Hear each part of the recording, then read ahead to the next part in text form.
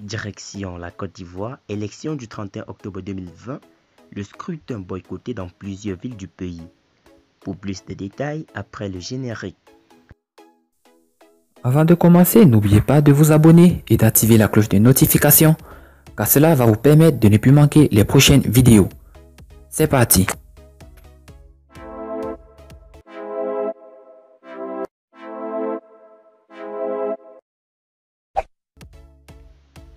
Samedi 31 octobre, jour du scrutin présidentiel en Côte d'Ivoire.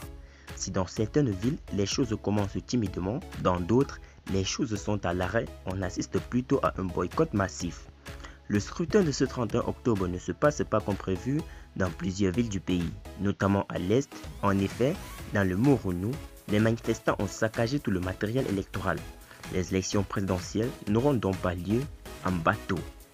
Matériel électoral détruit, gendarmerie saccagée, les manifestants ont pris le dessus sur les forces de l'ordre. À Abengouro, la situation est aussi critique. Dans la nuit d'hier à aujourd'hui, le commissariat du 1er arrondissement est parti en fumée. Ce matin, dans la sous-préfecture de Ebi, la Sokro, les choses ont dégénéré entre manifestants et forces de l'ordre. Tout le matériel électoral est aussi parti en fumée. À Sikensi, c'est le même scénario. Les manifestants tiennent la ville. Pas de scrutin en cours. À Ayamé, un affrontement a eu lieu. Le scrutin est donc interrompu.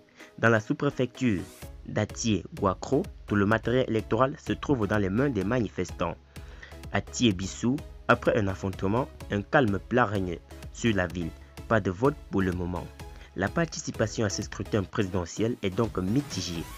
Si dans quelques localités, on note des bureaux de vote ouverts, dans plusieurs localités du pays, les tensions restent vives, empêchant tout mouvement de la population vers les bureaux de vote.